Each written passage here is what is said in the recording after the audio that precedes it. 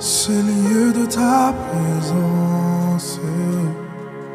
Nous avons besoin de toi.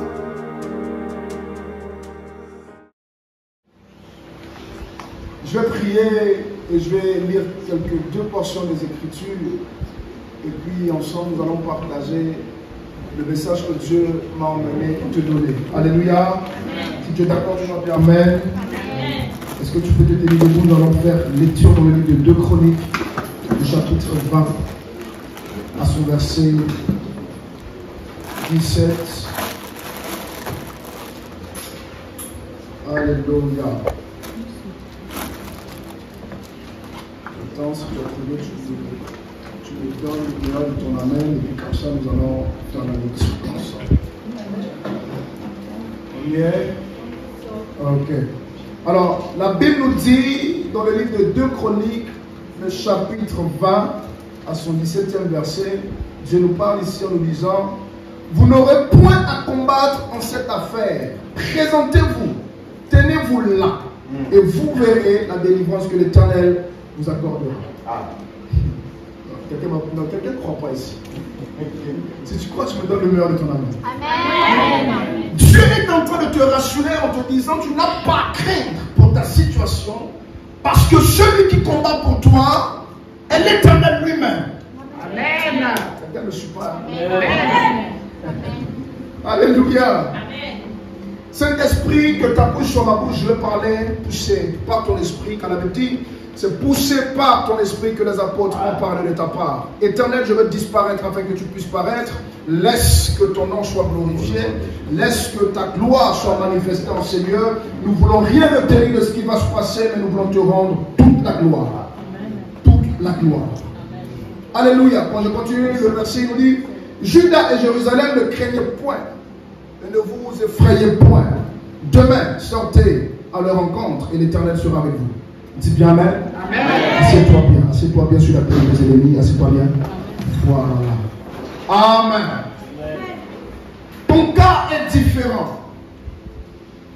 Dieu veut changer ta situation, changer tes larmes de tristesse en larmes de joie. Amen. Alléluia. Amen. Il y a des personnes que Dieu veut repositionner. Il y a certaines personnes dans ta famille qui sont mortes par certaines maladies. Mais toi, tu ne mourras pas de cette maladie. Alléluia. Amen. Alléluia. Amen. La Bible parle d'une femme qu'on appelle Anne. Anne était stérile. Dieu lui-même l'avait rendue stérile. Écoute-moi, il y a des situations que tu vis. Ça ne vient pas du sorcier.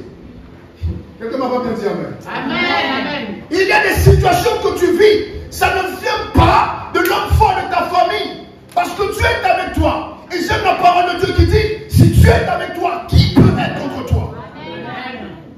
Qui peut être contre toi?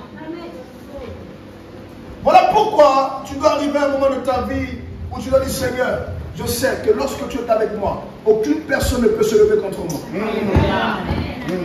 Ça, c'est la prière des personnes matures. Seigneur, je sais.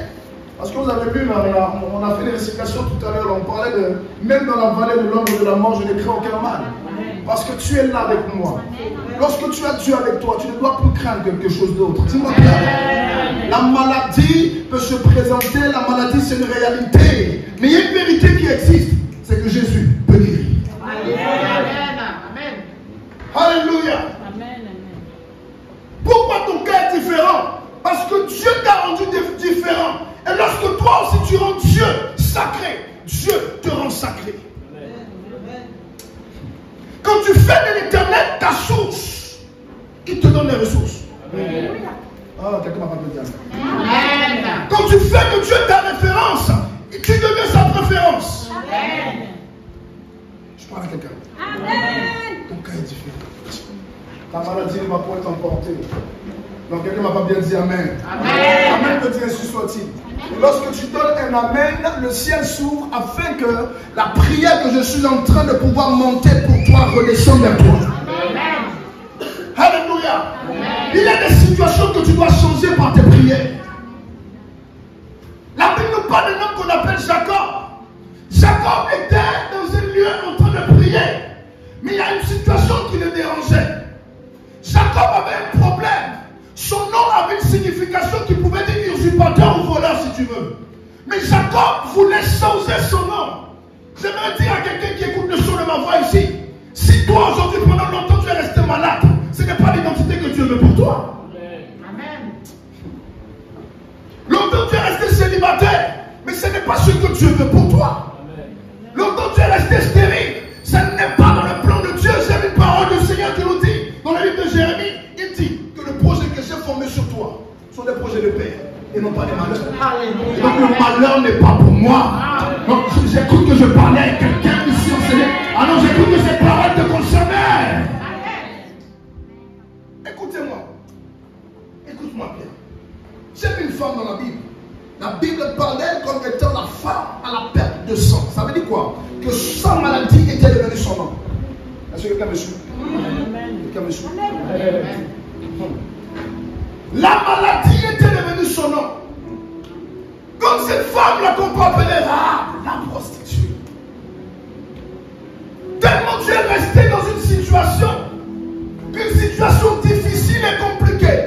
Des personnes ont commencé à t'appeler par la maladie que tu manifestais. La Bible nous parle d'un homme qu'on appelle le fou de Gadara. Alors j'étais en train de dire à quelqu'un, ton cas est différent.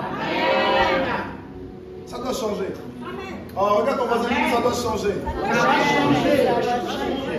Alléluia. Ça doit changer. Maintenant, j'ai une parole avec le Seigneur. Il nous dit ici que en cette affaire, toi, tu n'as plus à combattre. Il dit maintenant, toi, tu dois te tenir là. Ah.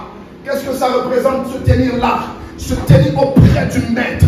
Se tenir dans la présence de Dieu. Se tenir tout le temps dans la présence de Dieu. Cherchant Dieu. Et dis-toi, tu n'as plus à combattre. Pourquoi? Parce qu'il combat pour toi. Mais il y a quelque part où tu dois te retrouver pour que Dieu puisse combattre pour toi. Ah. Il y a un endroit dans lequel Dieu veut que tu puisses te retrouver pour qu'il combatte pour toi. Amen. Il dit toi, tu dois être en lui et lui en toi. Tu dois vivre la parole de Dieu afin que tu puisses voir l'accomplissement arriver à l'œuvre. Nous sommes plusieurs chrétiens qui lisons la Bible mais qui ne savons pas aussi qu'il faut la mettre en pratique. Dis-moi bien même que je continue à prêcher.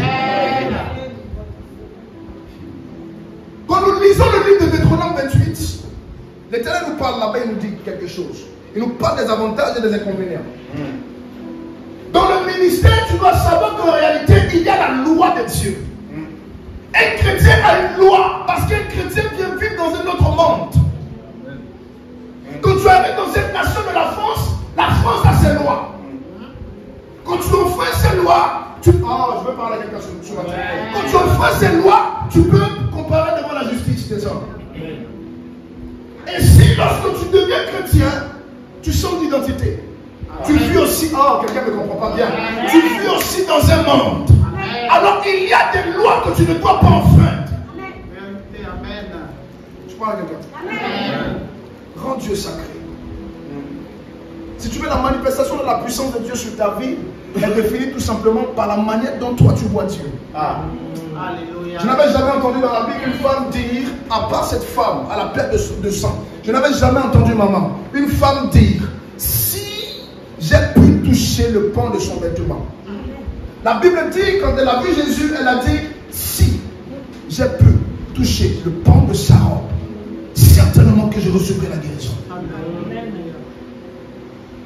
Le niveau de ta foi, à quel niveau? Tu es à quel niveau? Est-ce que tu fais partie des personnes qui se plaignent tout le temps? Ou tu fais partie des personnes qui disent Seigneur, je crois. Je crois que si et si seulement j'ai pu toucher ton cœur par l'attitude que j'ai dans ta présence, par ma manière de marcher, je sais, Père, que ma situation va changer. Amen. Je suis encore dans Seigneur, donne-moi. Seigneur, donne-moi. Mais il dit, je t'ai tout donné. Ah, quelqu'un me suit pas bien. Tu es encore dans Seigneur, donne-moi, Seigneur, je veux. Mais la Bible dit, quand il était à la croix, il a crié, tout est accompli. Ah, quelqu'un me suit pas bien ce matin. Il dit, tout est accompli. Le voile a été déchiré du haut jusqu'en bas. Et tout ce qui te retenait est sorti du tombeau. La Bible dit, lorsqu'il est allé dans le séjour des morts, la terre s'est fondue. Plusieurs de ceux qui étaient morts furent ressuscités. Et toi, tu es encore dans, Seigneur, donne-moi. Est-ce que quelqu'un peut espérer ce qu'il a dit? Tu demandes la puissance alors que Dieu dit, je t'ai donné le pouvoir. Quelqu'un me suit pas bien. Je t'ai donné le pouvoir de marcher sur les scorpions. Et il dira, rien ne pourra te nuire. Il va même aller plus loin pour dire, ce même pouvoir qu'il t'a donné, c'est aussi pour marcher sur la puissance des ténèbres. Alléluia. Il y a quelque chose que ici je veux signifier. Il y a quelque chose ici qui m'arrête. Il y a quelque chose que Dieu est en train de me faire comprendre. Lorsqu'il dit sur, il ne te dit pas en dessous. Donc quelqu'un qui marche sur est quelqu'un de supérieur. Quelqu'un de supérieur. C'est pour ça que je déclare pendant que je le tiens du haut de cette hôtel. Je prophétise sur ta vie. La première personne qui se tiendra sur ces deux gens, qui me donnera le meilleur de son amène. Que la maladie qui tracasse, quelqu'un me reprendra ce matin. La maladie qui te trouble, je prie qu'elle s'arrête au nom de Jésus de Nazareth. Peu importe la situation que tu vis, que l'Éternel te donne le pouvoir expérimenter avec lui une autre dimension que tu n'as pas encore connue. Quelqu'un me suit? Quelqu'un me suit? Écoute, il y a des dimensions que tu dois expérimenter avec eux. Voilà pourquoi tu es en train de souffrir. Une personne qui doit expérimenter, qui doit impacter sa génération, doit connaître ce qu'on appelle la difficulté. Amen. Amen. Amen. Quelqu'un ne suit pas bien. On m'avait invité, je crois, il y a 2 semaines en arrière, c'est ça. Hein? Lorsque j'arrive à Paris, le Seigneur me parle d'impacter. Il me dit, on veut impacter. Mais pour impacter, il faut que tu puisses impacter. Quelqu'un m'est réveillé, mais il est endormi. Comment tu peux réveiller si toi-même tu n'es pas réveillé? Comment tu peux impacter si toi-même tu n'es pas impacté? Comment tu veux témoigner si tu n'as pas de témoignage? Non, quelqu'un ne suit pas bien. J'aimerais dire à quelqu'un, tu veux impacter, il faut que tu aies un témoignage. C'est pour ça que ton cas est différent. Parce que toi, tu n'es pas né comme monsieur, madame, tout le monde. Il dit, lesquels sont des nés du sang, ni de la volonté de quelqu'un, mais sont nés de Dieu. Ça veut dire quoi? Que tous les liens qui pouvaient te réclamer, les hôtels qui pouvaient te réclamer, ne peuvent plus te réclamer pour toi. Parce que tu n'es plus né du sang de quelqu'un. Tu n'es plus né de la volonté de quelqu'un. C'est pas parce que papa a voulu que tu es là. C'est pas parce que maman a voulu que tu es là. Tu es là parce que Dieu l'a voulu. Et tu as un plan à faire pour Dieu sur cette terre. Non, si tu vas acclamer, acclame bien. Acclame bien. Alléluia. Je disais que pour impacter, tu dois vivre le pire. Amen. Amen. Si nous connaissons aujourd'hui le témoignage de cette femme qui perdait de son sang pendant 12 années, c'est parce qu'elle a souffert. Amen. Alléluia. Si tu connais l'histoire de Anne, c'est parce qu'elle a souffert. Tu connais l'histoire de Lazare, c'est parce que lui-même a connu le séjour des morts. Quelqu'un ne me suit pas. Tu connais l'histoire de Bartimée parce qu'il a souffert. Mais pourquoi tu t'appuies sur le témoignage de Bartimée afin de pouvoir prier? Pourquoi tu sollicites la foi de Anne? Quelqu'un n'est pas en train de me suivre. C'est parce que toute la Bible est un témoignage. Tu dois écrire ton histoire. C'est pour ça que tu ne dois plus pleurer devant les situations comme un enfant. Mais tu dois déclarer. Et si tu as la foi comme un grain de sénévé, tu diras, tu ordonneras. Et tu diras à cette montagne, ôte-toi de là. Maladie, ôte-toi de là. Stérilité, cancer, peu importe le nom de la maladie qu'on t'a donné, mais ôte-toi de là. Je suis venu réveiller quelqu'un ici. Je suis venu réveiller quelqu'un ici. Elle s'est dit, si j'ai pu toucher le pan de Saron. Mais il y a quelque chose que Dieu est en train ici de me faire comprendre. C'est que cette femme était faible. 12 ans. Perdre son sang. Est-ce que quelqu'un me suit? 12 années. Donc on peut imaginer la faiblesse physique de cette femme. Mais il y a une foi que tu dois faire grandir. Même si je n'ai plus de force physique, Je sais que ma foi peut venir démontrer ce que je n'ai pas. Quelqu'un n'est pas en train de me dire bien amen. Il y a quelque chose que tu dois comprendre. Nous savons réciter que la foi est une ferme assurance des choses qu'on espère, une démonstration des choses qu'on ne voit pas. N'est-ce pas? C'est ça, non? C'est ça, Hébreux 11. La foi est une ferme assurance des choses. On sait réciter, mais on ne sait pas vivre. C'est ça le problème des chrétiens. On sait lire, mais on ne sait pas mettre en pratique. Vérité. Amen. On sait prêcher parce qu'on a lu. On ne prêche pas notre propre vie. Le problème avec nous, c'est ça. C'est pour ça qu'on n'impacte pas. C'est pour ça que longtemps on est malade. C'est pour ça que longtemps on est stérile. Parce qu'on ne sait pas seulement mettre en pratique ce que Dieu nous dit. Écoutons. Deutéronome 28 nous dit ceci. Il dit, si tu observes la loi de l'Éternel et que tu la mets en pratique, ça n'arrête pas sur l'observation. Quelqu'un n'est pas dans le dessus. On peut lire? Est-ce qu'on peut lire? J'aime enseigner. On peut lire? Amen. Ah, le chrétien d'aujourd'hui. Le chrétien d'aujourd'hui, il est tellement sensible. En fait, il est comme le ver de terre. Il a juste un peu de sel. Tu quittes l'église. Parce que tu lui as dit sors du péché. Personne ne doit t'emmener à changer de message. Ah non, quelqu'un ne va pas bien dire amen. Personne. Amen. Sors du péché, tu fuis l'église. Ça va te suivre, peu importe l'église où tu vas aller. Mais oui. Mais tu vas entendre ça en boucle. Peut-être qu'ici même on ne disait pas ça bien. Quand tu dors, tu entends ça dans ton oreille, tu entends ça du péché. Parce qu'il y a un salaire. C'est la mort. Amen. Il y a un don qui est gratuit, qui est de Dieu. La vie éternelle. Alléluia. C'est pour ça qu'on se bat. En réalité, si tu veux, le miracle n'a jamais sauvé. Le véritable miracle, c'est la mort de Jésus-Christ à la croix. Amen. Qui t'a racheté de tout péché. Qui s'appelle Jessie? Jessie. Jessie n'est pas là. Non. Jessie fait quoi ici? Jessie fait quoi dans l'église? Il est plus là, il est parti? Il est parti, hein? Eh, Jessie. Après, Jessie, dites-lui. Un prophète qui ne le connaît pas lui dit ici c'est sa place. Amen. Amen. Je ne sais pas qui est en contact encore avec Jessie. Je suis venu comme un prophète. Hein? Je suis venu parler de Dieu. Amen. Ce n'est pas du fétiche que je fais. Je parle de la part du Seigneur. Amen. Alléluia. Jessie, si tu es en train de suivre même là, reviens ici. C'est ici ta place. Alléluia. Alléluia. Amen. Je vais parler à des gens. Est-ce qu'il y a des hommes spirituels ici? Hein? Je peux continuer à avoir mes crises ou pas?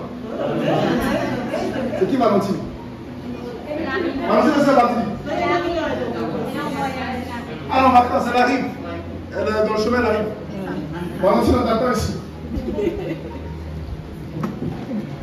Qu'est-ce qu'elle fait ici?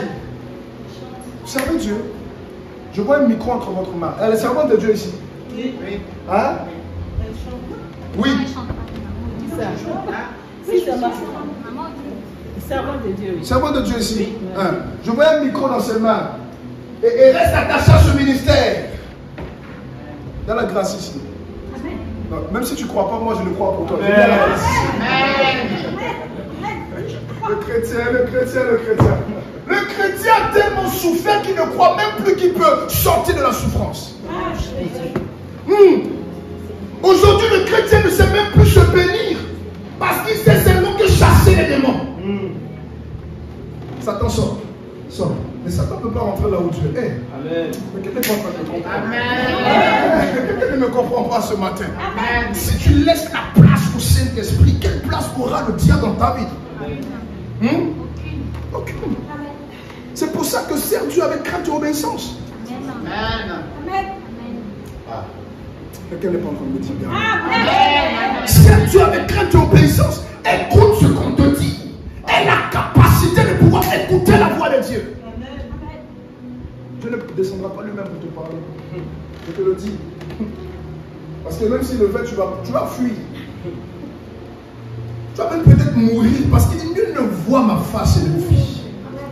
Mais Dieu peut parler au travers certains hommes de Dieu. Pour que tu puisses prendre ton ministère au sérieux. Amen. La vérité. Alléluia. Amen. Le message de Jessie, je l'attends. Avant de partir, je lui donnerai son message. Non. Comment elle s'appelle? Valentine. Jessie arrive. Jessie n'est plus ici. Appelez Jessie, dites-lui qu'il y a des endroits qu'on ne fuit pas. Dites à Jessie qu'on ne fuit pas l'appel de Dieu. Moi, je donne une petite portion de mon témoignage. J'ai plusieurs fois fui, même si mon frère le pasteur m'a présenté ici comme étant fils de pasteur, je n'ai jamais, écoutez-moi bien, je ne suis pas né en tant que fils de pasteur. J'ai vécu ce qu'on appelle aussi la rue.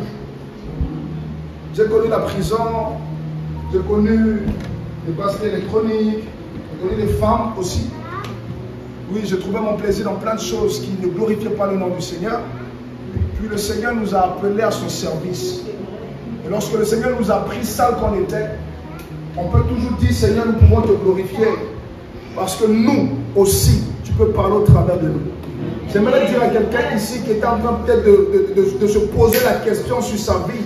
Ah non, moi je ne suis pas juste ou bien pour servir Dieu. Dieu ne prend pas ceux-là qui sont bien pour le servir. Il prend ceux-là qui ne sont pas capables. Il les rend capables pour le service. Alléluia. Amen. Oui. Dieu ne prend pas ceux qui savent parler, sinon ils vont parler de ce qu'ils savent. Quelqu'un n'est pas en train de me comprendre. Amen. J'aime beaucoup cette maison-là. Oui, j'aime beaucoup cette maison. Parce que la vie doit naître ici. Alors que je suis arrêté ici, c'est comme si le Seigneur me dit souffle. Souffle sur les ossements desséchés. Amen. Et je me retrouve dans le livre d'Ézéchiel, le chapitre 37. Il dit, est-ce que tu crois que ces ossements peuvent revivre? Oui, ça peut revivre. Oui, ce ministère va demeurer. Oui. Oui, je le crois. Oui, je crois que tous ceux qui sont partis reviendront. Oui, je le sais. C'est comme Ézéchiel ce matin, je prophétise. Vous savez, quand Ézéchiel lui dit, Seigneur, toi seul le sais, il y a une parole qui sort de la bouche de l'Éternel. L'Éternel dit, prophétise. Prophétise, tout simplement, papa. Prophétise. Vous savez pourquoi il dit prophétise? Parce que tout simplement, Ézéchiel a reconnu que si ça a vécu autrefois, ça peut vivre. Amen. Si j'étais en bonne santé autrefois, oui, je peux encore l'être. Oui. Ils ont parlé de quoi? De fibrome. Ok. Si je ne suis pas né avec, ça peut disparaître. Tu as bien parlé. Ça va disparaître. Ça doit même disparaître. Alléluia. Si je suis né dans ce ministère, Dieu sait pourquoi. Parce qu'on ne choisit pas son père. Tu ne choisis pas son père. Tu ne choisis pas dans la famille dans laquelle tu vas naître. C'est pour ça, si tu es né ici, tu as été baptisé ici, c'est ici. Peu importe, même si ton père louche, c'est ton père. Quelqu'un me dit pas bien. Peu importe la manière dont ton père est, ça reste ton père. C'est pour ça qu'allez dire à toutes les personnes qui sont parties de l'église, je parle notamment à Jessie, viens à la maison. Tu es né ici. On ne choisit pas sa maison. Qui d'entre nous ici a choisi sa famille un jour? Jamais, personne. Tu es né dans une famille, c'est ta famille. Même si elle est sorcière, c'est ta famille. Mais est-ce que tu sais pourquoi tu es né là? Je vais t'expliquer ça. Si même, écoutez-moi, tu es chrétien, Dieu t'a révélé quelque chose, un songe que tu ne comprends pas, ne l'interprète pas comme toi tu le veux. Quand j'ai vu un songe, ici, il y a la sorcellerie, non, le Seigneur n'est pas ici. Le Seigneur est ici bien même. Il est ici bien. Amen. Oui. Amen. Tout le monde dit ça. Le Seigneur est ici. Oui. Moi je sens sa présence, il est là. Il y a quelque chose que tu dois commencer à comprendre avec Dieu. C'est qu'on ne traduit pas un songe, on l'interprète. Amen. On interprète. Or, quand on parle d'interprète, fils, au fait, ce que je dis que tu interprètes en anglais, tu n'as rien dit en gros. Parce que c'est moi qui parle. Quel est le contrat? Tu m'entends bien? Tu m'entends? Donne-moi le meilleur de ton amen. Amen. Si tu es un traducteur ici, qui traduit le lingala. C'est ça, hein? Je suis chez vous aussi. Papa prêche, il dit reçois la bénédiction. Et que tu dis en lingala, reçois la bénédiction, c'est pas toi qui l'as dit. C'est même pas papa qui l'a dit. C'est Dieu qui l'a dit. C'est pour ça qu'il faut apprendre à écouter Dieu. Vous savez, pourquoi le Seigneur m'emmène là? Vous savez, les rebelles, dans un ministère, n'ont pas de part devant Dieu. Quand tu es dans une église, tu t'alignes en fonction de ce que ton père te dit de faire. Non, maintenant, on dirait que je ne veux pas que je parle. Est-ce que tu peux me dire bien amen? Je veux pousser quelque part. Je veux tout simplement te montrer quelque chose ici. La Bible nous parle d'un homme qu'on appelle Samuel. Samuel dormait dans le temple. Et Samuel ne connaissait pas encore la foi de Dieu. Ainsi, Samuel va être appelé par Dieu, mais ne connaissant pas la voix de Dieu, qu'est-ce qu'il fait? Il va voir son père. Ah, papa, tu m'as appelé? Non, va te coucher. Il y a des personnes, à cause de leur zèle sauvage, ils veulent qu'on leur donne le micro tout de suite. Ah. Amen. Amen. Si je peux prêcher, donne-moi le numéro. Amen. Ton cas est différent. Amen. Ton cas est différent.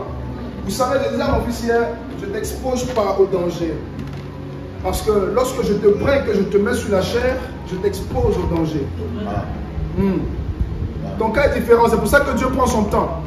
Pour ne t'introduire. Amen, amen, amen, amen. Je sens comme si je parlais. Alléluia. Amen. Amen. Ton cas est différent, c'est pour ça que Dieu prend son temps de te former. Alléluia. Amen. Cependant, lorsque tu reçois l'information, tu dois te dire qu'à partir de là, l'information doit te ramener à un autre niveau. Alléluia. Amen. Le niveau dans lequel Dieu t'emmène lorsque tu reçois l'information n'est pas directement la transformation. C'est la dimension de la formation. Amen. Je veux parler de ça. Amen. Il y a 3 étapes pour arriver ici. Information, j'ai reçu. Oui, tu es un serviteur de Dieu. Ok, d'accord, j'ai compris. Maintenant, qu'est-ce que je fais? Formation. Formation, transformation. Amen. Oh, quelqu'un me dit pas. Amen. Tu ne peux pas servir Dieu si tu ne connais pas ou tu n'apprends pas à connaître la voix de Dieu. Amen. Amen. Foi béni. Alléluia. Amen. Amen. Amen. Amen. Amen. Vous êtes là ou vous êtes déjà parti? Amen. Donc, hier, j'étais. C'est pas en train de marcher dans la rue de Paris. On était à Vitry. Pourquoi je lui ai dit que c'est important de d'abord se former avant de monter? Parce qu'on ne sait jamais. Il y a un monsieur comme ça dans la rue qui m'a reconnu. Tu es prophète de Dieu? Oui. Bon, t'imagines, j'étais en train de draguer à côté. Oh, dis-moi bien. Amen. T'imagines? Il est en train de draguer et puis il y a quelqu'un qui l'a reconnu, ça c'est le prophète. C'est grave. C'est grave. C'est pour ça qu'avant de monter sur la chair, tu dois soigner ton attitude, ton comportement, ta manière de marcher avec Dieu. Alléluia. Amen. Beaucoup disent, je suis pasteur, je suis chrétien, je le suis. Au fait, pour reconnaître un pasteur, ce n'est pas parce qu'il s'est prêché qu'il est pasteur. Oh non, tu ne m'as pas bien dit amen. Amen. Je ne reconnais pas un pasteur parce qu'il s'est prêché. Non. Non, aujourd'hui, tout le monde s'est prêché. Il y a même des personnes qui font l'école pour l'éloquence. On n'est pas pasteur qui veut. On est pasteur qui peut. Qui peut porter le fardeau des âmes.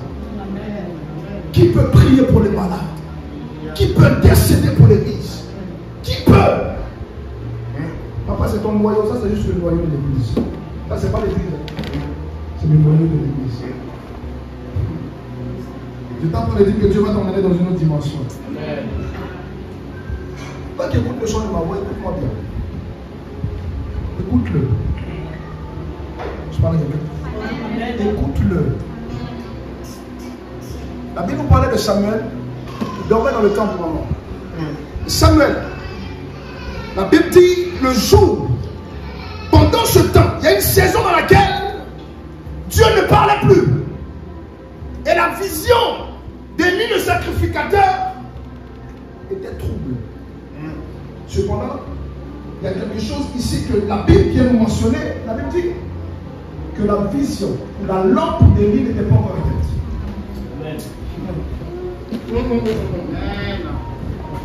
Dieu ne parle pas à tout le monde, mais Dieu fait une précision. C'est ce qui concerne le père de Samuel. Sa lampe n'est pas encore éteinte. Ça veut dire qu'il est encore là. Et donc toi tu peux prêcher, tu peux monter sur la chaire, dire ce que tu veux, mais cependant tu peux ne pas comprendre la voix de Dieu. Samuel dort à l'église. Ça peut être l'image de ceux-là qui viennent à l'église, qui intercèdent, qui prient, qui jeûnent, qui font tout pour l'église, mais ne connaissent pas encore Dieu. Parce que lorsque Dieu parle, il s'approche vers son père, il dit Seigneur, m'as-tu appelé? Mon père, m'as-tu appelé? Le père dit non, je ne t'ai pas appelé. Mais la Bible précise aussi que Samuel ne connaissait pas encore la voix de Dieu. Oui. Samuel ne connaissait pas encore la voix de Dieu, alors qu'il dormait à l'église. Quelqu'un m'entend? C'est pour ça que tu peux être zélé pour savoir canaliser le zèle. Oh, tu m'as bien. Tu as lu un verset biblique, tu as envie d'en parler à l'église. Tu sais, si tu ne parles pas de ça, alors que tu l'as lu, ça chauffe. Si tu peux sortir ça, ça bouillonne dans ton ventre. Mais Dieu dit tais-toi. Après écoutez Dieu. Tu sais pourquoi? Parce que peut-être que ce que tu as prêché ou ce que tu as entendu de Dieu n'est pas pour le temps. Ou le moment où tu l'as entendu. C'est ça le prophétique. Quand tu es un homme prophétique, toi tu ne te limites pas à ce que tu vois. Au fait, une femme prophétique, lorsqu'elle voit la maladie, pour elle c'est la guérison. Au fait, je vois un mur ici, mais moi, à cause de mon esprit prophétique, je ne vois pas un mur, je vois un passage. Je ne vois pas d'obstacle. Cette femme-là, la Bible dit qu'il y avait une foule. Vous imaginez Jésus qui passe? Vous imaginez la foule? Quand on parle de foule, c'est qu'on ne peut pas compter. On ne peut pas compter. Elle va se faufiler. Parce qu'elle savait que entre les mains de cet homme, il y avait sa guérison. Entre les mains de cet homme. La délivrance, elle est là. Gloire à Jésus. Amen. Elle s'est dit en elle-même, si j'ai pu seulement toucher le pan de sa robe. Maintenant, comment toucher le pan de sa robe? Comment toucher le cœur de Dieu? Comment faire lever Dieu de son trône? Comment faire pour que Dieu puisse intervenir face à ma situation? Serve Dieu, tout simplement avec intégrité et loyauté. Amen. Il y a quelque chose que Dieu récompense, c'est la fidélité. Amen. La fidélité. Élisée a dit, moi je ne te quitterai jamais. Ruth a dit à Naomi, là où tu vas mourir, je vais mourir. Là où on t'enterre, je serai enterré. Ton Dieu sera aussi mon Dieu. Déjà, avant de croire, il faut croire au Dieu en qui tu as mis ta foi. Qui est ce Dieu en qui tu as mis ta foi? En quel Dieu tu crois? Parce que venir à l'église, ne vous inquiétez pas, c'est l'habitude. C'est l'habitude qui fait que tu te lèves de ton lit le matin, tu viens à l'église sans savoir pourquoi tu viens à l'église. Mais si tu viens à l'église pour un but, tu l'obtiens. Quelle est en réalité, j'ai envie de dire, la raison de ta présence ce matin? Je vais parce qu'on a invité un homme de Dieu, ou je viens parce que je sais que dans le message qu'il est en train de dire, il y a ma part. Amen. C'est dedans. C'est dans la foi qu'est caché en réalité ce que tu ne vois pas encore. Vous savez, la souffrance va se présenter tout simplement pour que tu puisses voir une autre dimension de Dieu que tu ne connais pas encore. Amen. Il y a des difficultés que tu vas traverser, mais ce n'est pas parce que Dieu n'est pas vivant. Parce que ce même Dieu vivant est le même Dieu qui t'a sorti de l'esclavage. Depuis l'Égypte, tu es sorti. Mais il y a un chemin que tu dois emprunter. Le chemin du désert. Amen. Le chemin du désert. C'est un passage obligatoire. J'appelle ça le passage obligatoire. Oui. Il est Dieu, il peut te prendre, te déposer directement à Canaan. Là où coule le lait et le miel. Tu ne connaîtras pas la souffrance. Mais il y a un désert que tu dois expérimenter. Il y a des temps de solitude que tu dois expérimenter. Il y a des temps de maladie que tu dois expérimenter. Pour qu'il puisse te montrer encore qu'il reste Seigneur. Amen.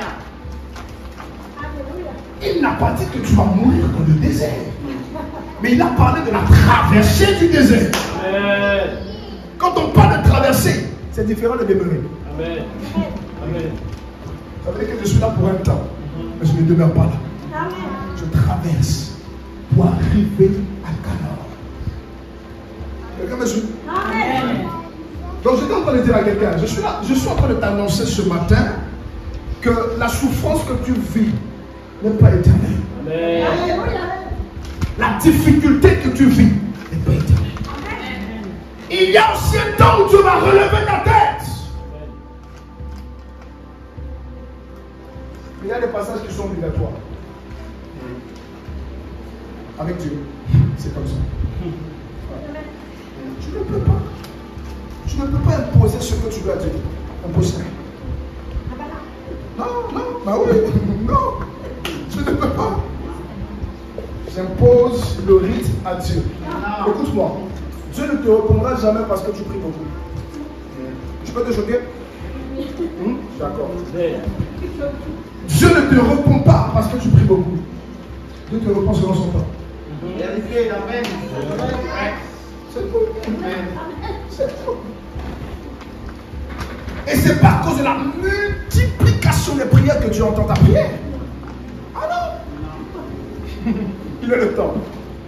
Tu as demandé une voiture. Dieu sait que bon, s'il te donne la voiture, tu vas adorer cette voiture que lui. Amen. Tu as demandé un travail. Dieu sait que si tu te donnes le travail, tu ne viens pas à l'église. Vous savez, souvent on demande des choses qui sont tellement grandes que nous. Pourtant, c'est normal qu'un homme travaille. Mais tellement tu aimes adorer la créature de Dieu ou la création de Dieu. Dieu te donne un travail, tu commences à dire, ah non, mais tu sais, papa, je suis fatigué, tu sais, j'ai travaillé hier, mon dos me fait mal. Sans le savoir, tu es en train d'adorer un travail que Dieu t'a donné. En fait, tu adores la bénédiction que d'adorer celui qui bénit. Je vais te montrer ça très rapidement. Je disais au bureau tout à l'heure à papa que l'Éternel libère le peuple d'Israël. Et puis il leur dit, prenez de l'or éprouvé, il leur donne des bénédictions. Arrivé dans le désert, comme ils sont impatients, qu'ils n'aiment pas le désert, ils ne connaissent pas en réalité ce que le désert peut venir représenter dans notre vie. Le désert représente un temps de formation pour eux. La souffrance n'est pas éternelle. Amen.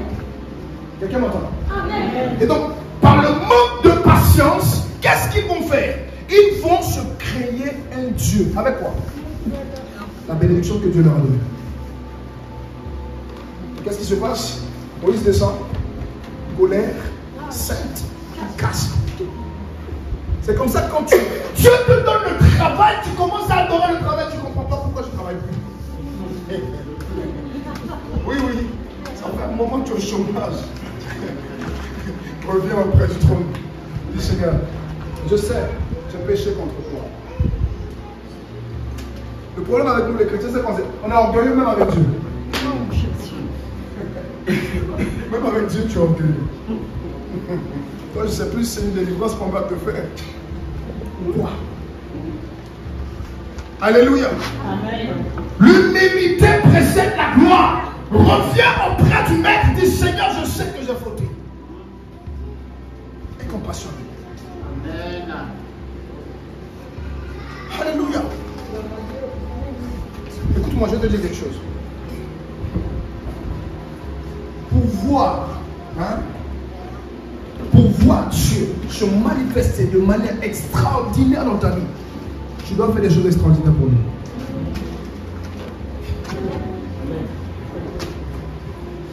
Qu'est-ce que tu as déjà fait pour l'église? Non, je te laisse toi-même à la maison, tu réfléchis. Ah ouais, depuis que je demande, Seigneur, donne-moi. Seigneur, donne. Seigneur, donne. Et toi? Amen. Seigneur, je vais dire, je veux le travail. Moi et moi. Toi seul. Tout ça pour toi. Et pour Dieu. Qu'est-ce que tu fais? Qu'est-ce que tu fais pour l'œuvre de Dieu?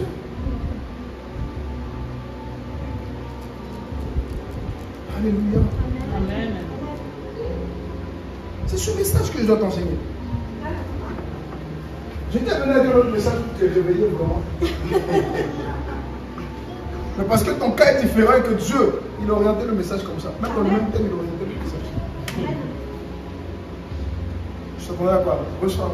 Non. Si je ne reçois pas, c'est toi qui me aujourd'hui.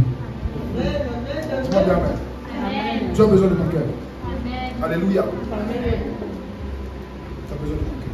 Je lisais 1 Pierre lorsque j'étais en train d'enseigner dans le ministère que Dieu m'a confié à 3. Je lisais 1 Pierre le chapitre 3. Et j'ai commencé à lire à partir du verset 3.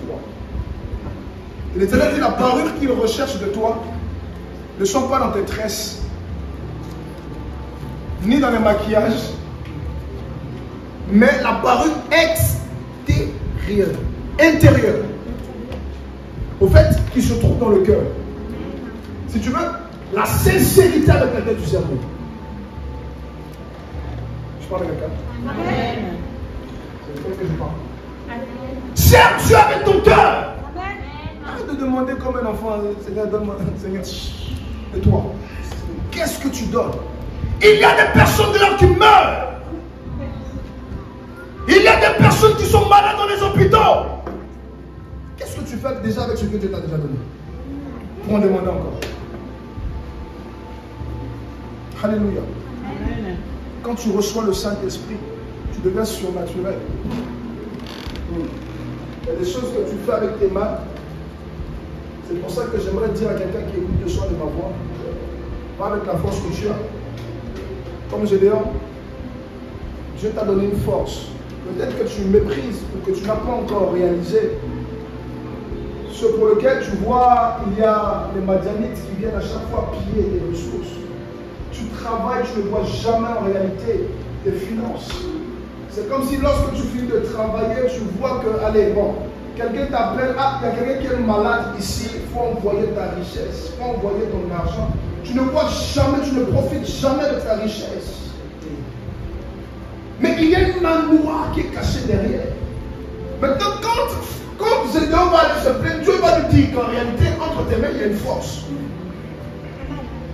Mais comme tu ne connais pas ou tu ne sais pas que dans tes mains, il y a une force, toi tu es là, tu fais que pleurer. Seigneur, les Madianites. Mais il dit, va avec la force que tu as. Et lorsqu'il envoie avec cette force, il dit, renverse quoi? L'autel qui appartient à ton père, l'autel de Baal qui appartient au père, les dieux étrangers qui sont introduits dans ta famille, renverse, casse les autels. L'autel est comme en réalité une piste d'atterrissage de tous les démons de la famille. Je peux prêcher la délivrance un peu? C'est mon ministère, je vais prêcher juste ça vite fait, 5 minutes. Parce que ton cas est différent, tu dois sortir de certaines choses. Dis-moi bien même que je peux prêcher. Alléluia. Amen. Écoutez, l'Éternel m'a mis à cœur de prêcher pendant, ça veut dire de taper sur les autels de famille jusqu'à la fin de l'année. Pourquoi? Parce qu'il m'a dit qu'en cette fin d'année-là, il y aura des accidents qui vont se produire, des maladies ou sinon des autels qui vont réclamer des vies. Comme chaque fin d'année, des parties doivent être renouvelées. Tu ne comprends pas pas, tu es belle, quelqu'un t'approche, lui dit pas le mariage, mais paf. Quand tu parles de mariage, ça va. Et tu trouves ça normal. À chaque fois dans la même période, tu dois avoir une douleur qui se présente quelque part. C'est pas normal. Dis voisin, c'est pas normal.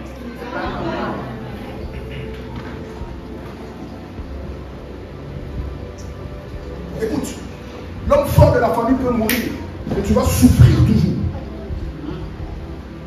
Tu peux pousser. Hein? Amen. Tu as prié pour qu'un homme fort meure.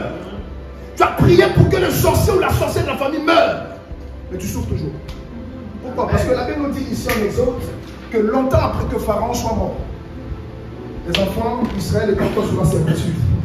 En réalité, ce n'est pas eux qui devaient mourir, c'est l'autel qui devait être brisé. Amen.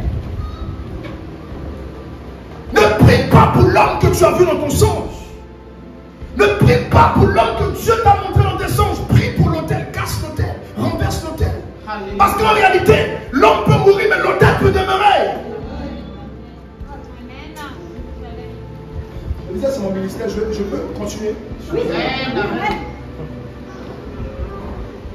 Et l'autel va commencer tout simplement à recevoir les démons de la famille. Et s'ils ont parlé d'échec, tu ne verras jamais la stabilité. Vérité. Amen. Amen. Amen. Amen. Amen. Amen. Si l'autel a déclaré instabilité, ce langage va comme résonner pour toutes les générations qui vont naître de toi. C'est pour ça que vous pouvez remarquer la présence d'un autel comment? Maman n'est pas mariée. Ou maman s'est mariée, elle a divorcé. Tu t'es marié, tu as divorcé. Ta tante s'est mariée, elle a dit, oh, je veux prêcher à quelqu'un. Non, ton cas est différent, tu dois sortir de là. On travaille, mais on n'est jamais stable. On change de travail n'importe comment et puis on pense que c'est, oh non, c'est moi qui veux sortir. Non. Je travaille pendant un temps, après je me mets au chômage. Et je dis non, c'est la stabilité, je vais me reposer un peu. Non. Tu es esclave. Je peux prêcher à quelqu'un? C'est l'esclavage. Parce que tu ne peux pas réaliser. Alléluia. L'échec se présente sous plusieurs formes. Monsieur vient, je commence à... On parle de projet de mariage, pas fiché déconnecté. Il part vite fait comme si tu l'as chassé. Tes opportunités de travail, tu arrives, tu veux signer le contrat, et puis on te dit non, on a pris quelqu'un d'autre après toi. Non, toi c'est fini, on a pris quelqu'un d'autre. Toi, non, on ne veut plus de toi. Alors que tu avais tout finalisé. Tu étais prêt juste à prendre le signer, puis signer. On ne parle plus de ça. C'est fini. Et toi tu dis non, c'est la volonté de Dieu. Non. Dis à quelqu'un, c'est pas la volonté de Dieu. Ce que Dieu veut pour toi, c'est que tu puisses travailler. Il dit les projets que j'ai formés sur toi. Non, pas en toi, sur toi. Ça veut dire qu'elle est lisible. Quand je vois sur ton front, je vois la joie. Quand je vois sur toi, quelqu'un ne comprend pas bien. Quand je vois sur ton front, je vois la stabilité. Je vois la paix, je vois la joie parfaite. Maintenant, toi, tu ne vis pas cette paix parfaite et tu dis non, c'est la volonté de Dieu. C'est la volonté de Dieu que je suis malade. Non, ce n'est pas la volonté de Dieu. Ce n'est pas la volonté de Dieu. C'est la volonté de Dieu que je reste longtemps célibataire. Non, ce n'est pas la volonté de Dieu. Vous savez, Dieu a tout créé. Maintenant, il s'est rendu compte qu'il y a une seule chose qui n'était pas bonne dans tout ce qu'il a créé. Vous savez, c'était quoi? Que l'homme soit seul. C'est ça ou c'est pas ça? La Bible dit qu'il a tout créé. Tout ce qu'il a créé, il a trouvé bon. La seule chose qu'il n'a pas trouvé bonne, c'est que l'homme soit seul. C'est pas normal que tu ne sois pas marié. C'est pas normal que tu sois célibataire et puis tu dis c'est la volonté. Non, la volonté de Dieu c'est que tu te maries. Amen. Ton amen n'est pas sorti. Amen. Tu te maries. Oui. Dieu aime ça. Amen. Le mariage. Qui n'est pas encore marié s'il vous plaît?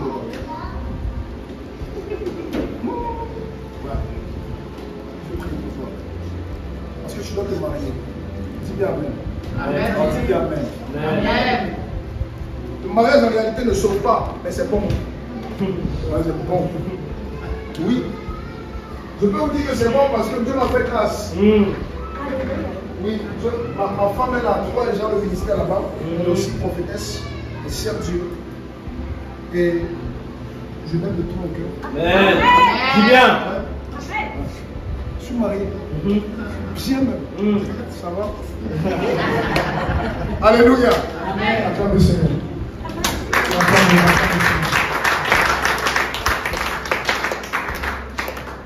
Dans la présentation, je n'avais pas dit, donc il faut que je le dise. C'est important. Alléluia. Voilà, marié, père de 2 enfants, un 3e en route que j'ai commandé. Alléluia. Amen. J'ai commandé, papa. Je une commande très rapide. Express. Voilà, il arrive. Il arrive bientôt. On va le présenter la prochaine fois si je vais ici. Si ce n'est pas un dimanche, peut-être qu'on viendra tous ensemble. Amen. Gloire à Dieu. Amen. Et tu dois aussi expérimenter cette joie-là. Tu dois aussi entendre des enfants à la maison crier papa, papa, papa, maman, maman. Oui, oui, oui. Oui.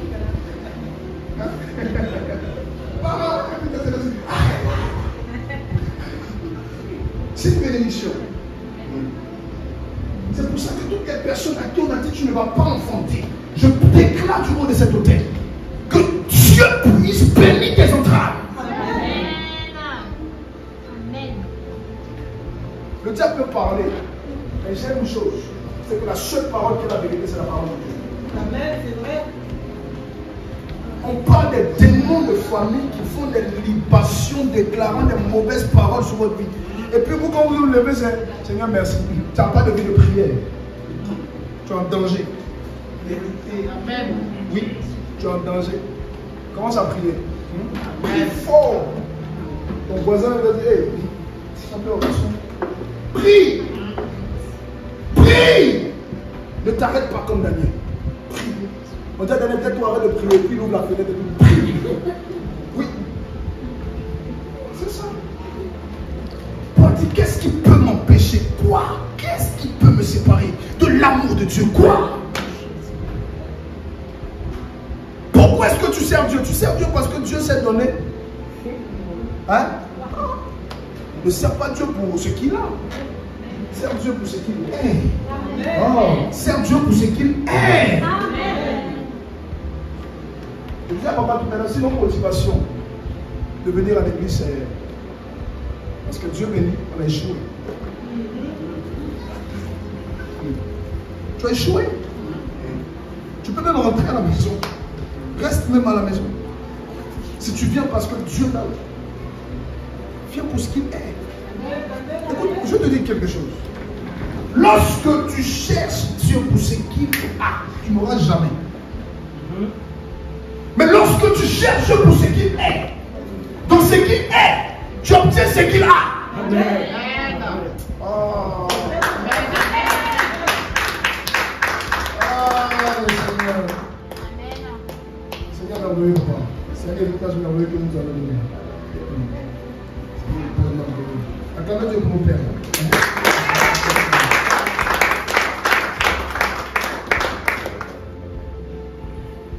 Abdias 1, verset 17. Mais le salut sera sur la montagne de Sion. Elle sera sainte. La maison de Jacob reprendra ses possessions. Sur la montagne, quand on parle de salut veut dire sauver. Vous comprenez? Quand on parle, en réalité, Dieu est en train de dire ici que toi, la bénédiction, la restauration, la guérison que tu cherches, est juste dans la prière. La montagne ici va venir nous représenter notre niveau de prière. Quelqu'un me comprend? Alléluia. Amen. Donc, tu cherches le salut. Tu demandes la guérison. Elle est là. Dieu t'a déjà donné. C'est pour ça que je disais, arrête de demander, Seigneur, donne. Ça, c'est la prière des immatures. Dis voisin. Regarde ton voisin, dis voisin. Sois mature. Rentre dans une dimension où tu peux arriver devant le tombeau de Lazare et dire, Lazare sort. Quelqu'un m'entend bien? Rentre dans cette dimension où tu arrives et que lorsque tu commences à parler de la pas du Seigneur, 3000 âmes peuvent être converties. Pierre. Arrive dans cette dimension, Pierre peut seulement marcher et juste son nom peut couvrir les malades et les malades peuvent guérir. Rentre dans cette dimension de Paul où son mouchoir peut guérir les malades. Alléluia. Dieu te bénira pour ce que tu fais ici. Dis-moi bien amen. Dieu te bénira pour ce que tu fais dans cette église. Dis-moi bien amen. La Bible parle d'une femme qu'on appelle Tabitha Dorcas. Elle était malade. Jusqu'à même elle est morte. Mais il y a quelque chose qui a parlé pour elle. Amen. Ce ne sont pas ses maquillages. Quelqu'un me comprend bien. Non, il y a quelque chose qui a parlé pour elle. La Bible dit que le temple qui était ici décoré, Tabitha s'y mettait. Il manque quelque chose dans la maison de Dieu. Oui, ton offrande va crier pour toi.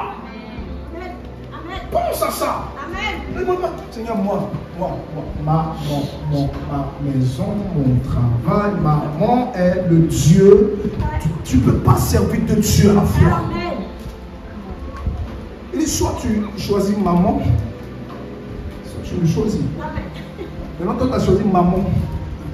Mon travail, ma maison, maman, Toi seul.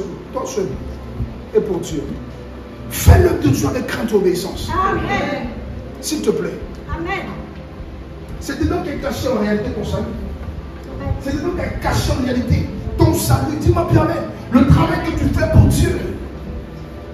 Tabitha est morte. Mais juste le travail qu'elle fait dans la maison de Dieu lui a redonné la vie. Amen. Est-ce que quelqu'un me suit? Amen.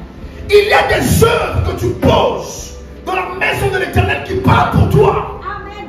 Voilà pourquoi dans le livre de Galates, il est écrit qu'on ne se moque pas de Dieu. Ce que tu as semé, c'est ce que tu... On dit bien. Ce que tu as semé, c'est ce que tu... Si tu viens semer ici la zizanie, ta vie sera mélangée. Amen. Parce que vous ne savez pas sur quel hôtel papa est venu bâtir ce ministère. Tu viens ici avec un autre esprit, un esprit étranger qui n'a pas sa place ici. Tu vas rester dans la souffrance. Parce que tes œuvres vont parler contre toi. Quelqu'un m'entend? C'est pour ça dans le livre de Psaume, le chapitre 20, il est écrit que ton offrande crie à l'Éternel. Parce que Dieu doit se souvenir de ton offrande. L'offrande, ce n'est pas seulement ton argent. Parce qu'en réalité, tu peux même donner l'offrande. Hein? Mais si ton cœur n'est pas aligné avec ce que tu donnes, tu n'auras rien. C'est pour ça que la Bible est claire à ce niveau-là où la Bible dit que tu peux venir donner ton offrande. Mais lorsque tu donnes ton offrande et qu'en réalité tu as un problème avec ton frère ou ta soeur, ne mets pas ici. Qu'est-ce qu'il a dit? Il a dit quelque chose d'abord. Il a dit pose ici. Parce que si tu vas avec, tu laisses manger ça sur la route. Pose l'offrande à côté, va te réconcilier, reviens prendre et remets dedans. Pourquoi? Parce qu'en réalité, l'offrande c'est ta vie. L'offrande c'est ta vie, ça représente ta vie. C'est pour ça, oh my God, merci Saint-Esprit. C'est pour ça que Abraham peut arriver avec Isaac. Et Dieu va lui dire non, c'est bon. Parce qu'en réalité, c'est pas ça que je voulais. C'est pas Isaac que je voulais, c'est ton cœur. Isaac, tu ne portes un grand monsieur comme ça, toi un vieux monsieur comme Abraham. Tu le déposes sur l'autel. Et puis Dieu le remplace. Parce qu'en réalité, la seule chose que Dieu recherchait n'était pas l'offrande d'Abraham, c'était le cœur d'Abraham. C'est pour ça que je vais te décourager un peu encore aujourd'hui. Te décourager vite fait comme ça. Quand tu viens donner ton offrande, si tu avais la rancune contre ton propre père, viens même pas donner ton offrande parce que ça ne sert à rien. Sinon, donne si tu veux juste nous nourrir. Quelqu'un m'entend? Ah, tu m'entends? Donc tu peux aider, tu peux nourrir. Toi, tu seras un bon fils aussi. C'est une bénédiction, ça aussi. Alléluia. Mais si, et si seulement, tu sais dans ton cœur, tu n'as aucune rancune contre personne. Tu es propre dans ton intérieur. Tu sais que là où tu vas servir, Tu viens donner de ton cœur. Seigneur, voici cette offrande représente ma vie. Amen. Et bénédiction derrière. Je vous assure. Amen, amen, amen. Je dis, qu'est-ce qu'on vous fait croire? On peut servir Dieu sans argent, c'est faux. Oui, c'est faux. Ici, tu dois servir avec tes biens. Vous savez, quand Dieu bénit les enfants d'Israël, il dit, allez-y, servez-moi avec tous vos biens. Peut-être que c'est moi ceux qui lis la Bible. Non. C'est écrit. Servez-moi avec tous vos biens.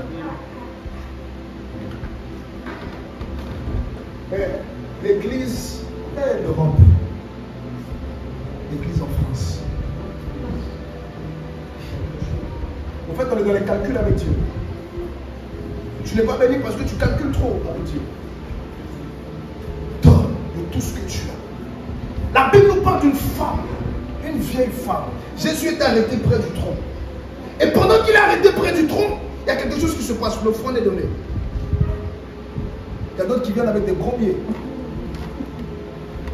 Pour que tout le monde voie l'offrande. La Bible dit, je veux t'amener moi, donc il ne faut pas que la dose sache. Amen, Alléluia. amen. On n'a pas besoin de sélection, on a besoin juste de ton cœur. Dis-moi amen. La seule chose dont on a besoin, c'est de ton cœur. Parce que même quand tu. Oui, fais, monte, donne. Mais en réalité, tu n'as rien donné. Quelqu'un m'entend? C'est pour ça que la Bible dit, de tous ceux qui ont donné, celle qui a donné le plus, c'est celle qui a donné les 2 deniers. 2 deniers. 2 deniers. Seulement. Pourtant, quand tu as sorti un billet de 500 €, tu as donné le billet de 500 €. Et là, tu te dis, tu n'as rien donné. Pourquoi? Parce que tu n'as pas donné avec ton cœur. C'est quel bon Amen. Donnez de tout ce que vous avez. Alléluia. Pour l'église, donnez de tout ce que vous avez. Donnez à Dieu de tout ce que vous savez. Gloire à Dieu. Il y a des bénédictions qui ne vont pas seulement s'obtenir par vos prières. Non. La Bible dit quand vous priez, faites, c'est-à-dire avec des supplications, accompagnées d'actions de grâce. C'est ça là. C'est la Bible. Je n'ai pas écrit la Bible. Je n'ai même pas mis d'ailleurs. Je n'étais même pas dans les projets. Quelqu'un me comprend bien? Amen. Accompagné d'actions de grâce. Action de grâce. Ça veut dire quoi? Oui, je pose une action à cause de la grâce que Dieu m'a faite d'en avoir. On me suit? Parce que ce que tu as en réalité n'est pas à toi. Ce que tu as comme richesse ne t'appartient pas. La preuve, la Bible est claire, l'or et l'argent lui appartient. Donc en réalité, s'il veut, il ferme le robinet et puis tu n'as rien. C'est pour ça que ce que Dieu t'a donné, c'est pour soutenir aussi l'œuvre. Faites-le. Souvent tu cherches la guérison chez les marabouts, les féticheurs. Ah non, là il y a un super pasteur qui est venu, il va prier pour moi. Même quand tu t'en vas, rien ne se passe. Rien. Tu sais pourquoi? Parce que tout simplement, ta bénédiction, si tu veux, la délivrance que tu recherches n'est pas cachée dans ce pasteur-là. Elle est cachée dans l'action que tu poses pour Dieu. Monsieur, monsieur, c'est ça. Il y a des pasteurs qui sont voués. Mais souvent, là, Dieu ne cherche pas à ce que tu aies une voix interne. Parce qu'il t'a déjà tout donné. Il t'a donné la délivrance. Il dit, je t'ai donné tout pouvoir. Maintenant, le tout pouvoir que Dieu t'a donné, tu as mis ça où? Qu'est-ce que tu fais de la grâce que Dieu a posée en toi? Alléluia. Alléluia. Amen. Je suis venu avec un message d'encouragement. Amen. Je suis en train de te dire tout simplement que le diable ne peut jamais rien bloquer dans ta vie. Si et si seulement tu as laissé place au Saint-Esprit dans ta vie. Quelqu'un m'entend? Amen.